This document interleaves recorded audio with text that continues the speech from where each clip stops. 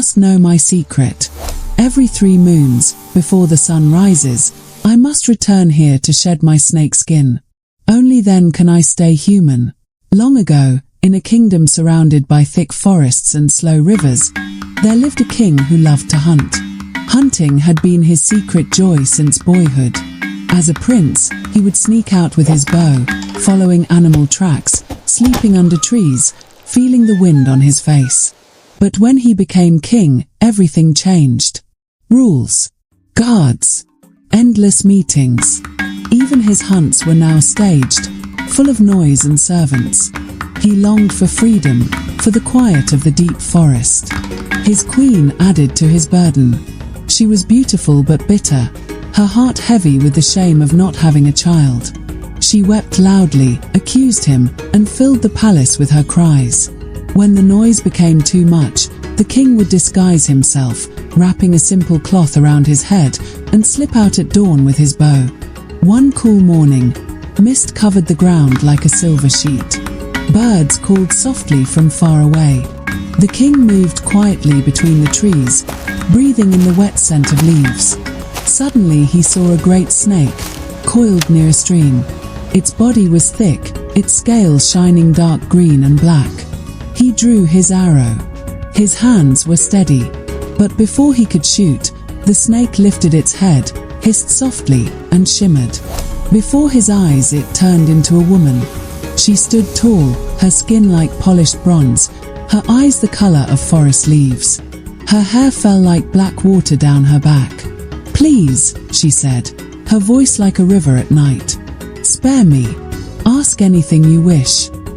The king lowered his bow. He could not stop looking at her.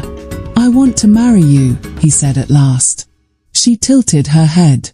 "If that is truly what you wish, you must know my secret. Every 3 moons, before the sun rises, I must return here to shed my snake skin. Only then can I stay human. You must never tell anyone, not even in anger, not even in drink." The king's heart beat fast. "I agree. I swear it," he said. She smiled, a slow, soft smile. "Then take me to your home." When the king brought her back to the palace, the people could not believe their eyes. Her beauty was like morning light breaking through clouds. Her walk was soft, her voice gentle. The chiefs bowed lower than usual. The servants trembled when she passed. But no one dared ask where she came from. Whispers began to grow in the market. Some said she was a goddess from the river. Some said she was a witch. Some said the king had gone mad. The first queen's heart filled with poison. She watched the new bride laugh softly with the king. She saw her belly swell with pregnancy. She saw how the king's eyes shone when he looked at her. The palace had become 2 worlds. On one side stood Adola, the first wife of the king, proud, angry, and bitter. On the other stood Omasua, the snake bride, calm and radiant, whose mystery frightened even the guards. Adola could not sleep at night. She would lie awake, turning on her bed, thinking of the days when she alone was queen, when the king would come only to her chamber. Now, her heart boiled like palm oil over fire. One afternoon, in her deep bitterness, Adola called the young prince while he was playing in the courtyard. "Adikoj, come here," she said softly. "You must be tired from playing all day. While your mother is busy with her queen duties, I cooked your favorite meal, porridge. Here, take a little and eat." The boy hesitated. He looked at her face. She was smiling, her eyes soft like they used to be when she told him stories. Slowly, he reached out and took the bowl. He ate. He swallowed again. But a few minutes later his stomach began to twist. He fell to the ground, holding himself, crying in pain. Omasua entered just in time. The maids were surrounding the boy, fanning him and pouring water on his head. She knelt, lifted the child in her arms, and told everyone to leave. With one soft kiss, she pressed her mouth to his and whispered words no one could hear. The boy trembled, coughed, and vomited all he had eaten. When the boy opened his eyes, she stroked his head and asked, "My prince, who gave you food?" "It was Mama Adola," he said weakly. "She said it was porridge, my favorite." Monsieur said nothing. She only wiped his face and warned him gently, "Never take food from her again, no matter how sweet she speaks." She kept the matter to herself, but her heart grew heavy. Days passed. Adola tried again. She placed charms under Monsieur's pillow at night, whispering old incantations she had bought from market women.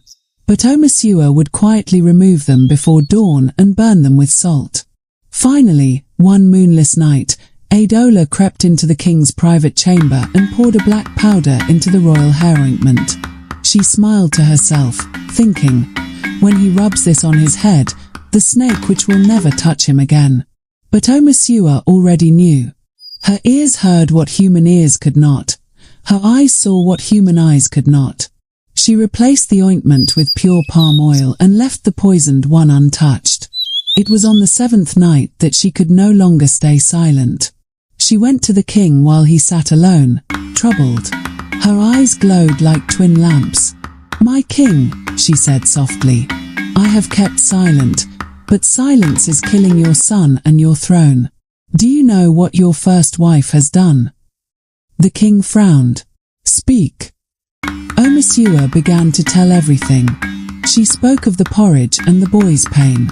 She told him about the charms placed on her bed, about the poison in the ointment, about the secret visits to market women at night.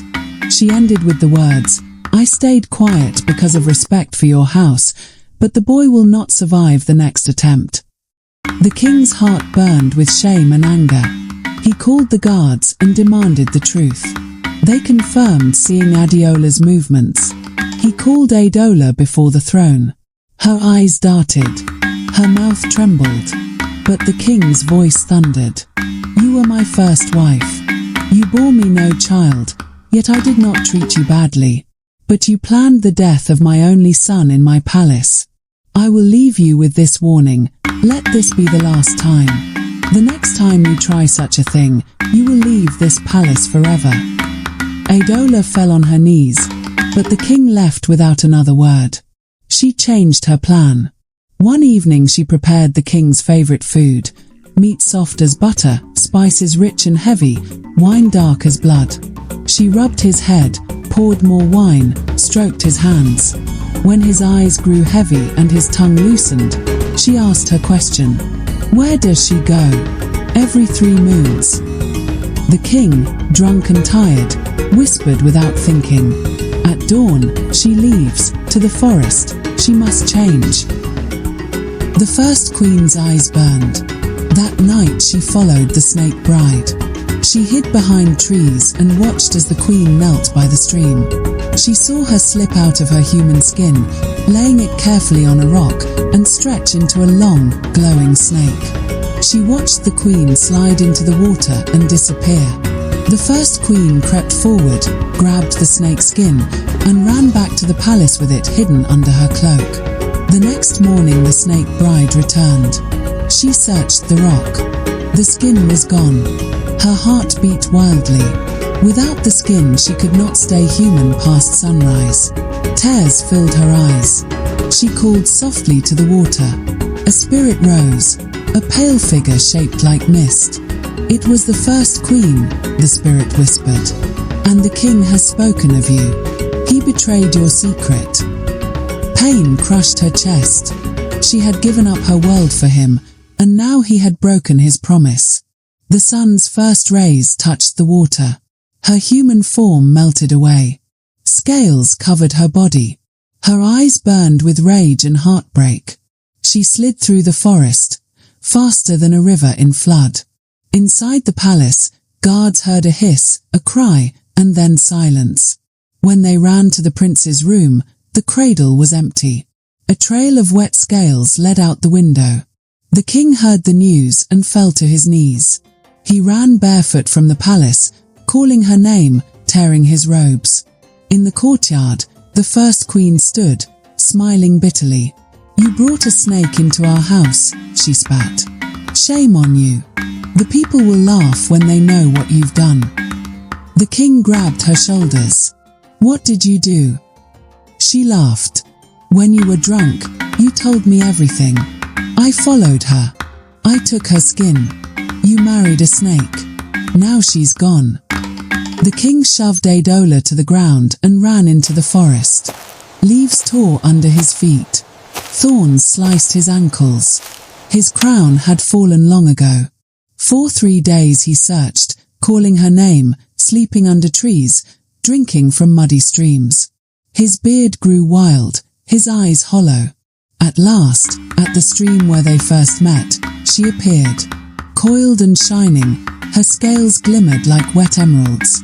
In the middle of her coils lay the baby prince, asleep, his tiny hand resting on her body. The king stumbled forward and fell to his knees. "Oh, monsieur," his voice cracked. "Forgive me." His hand shook as he reached out. "I was drunk. She drugged me. I would never betray you in my right mind. Please, come back. Bring our son home." The snake bride lifted her head, her eyes burning like green fire. "Your mouth swore an oath," she said. "Your heart broke it. My skin is gone. Without it, I am neither woman nor wife." The king's tears fell into the stream. "Tell me what I must do," he begged. "Anything. I will crawl on my belly if I must." Her voice rolled like thunder across the water.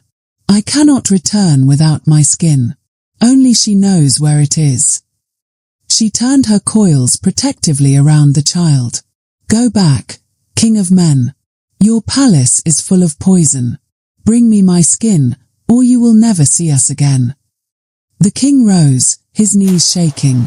He ran back to the palace like a storm. The guards barely recognized him.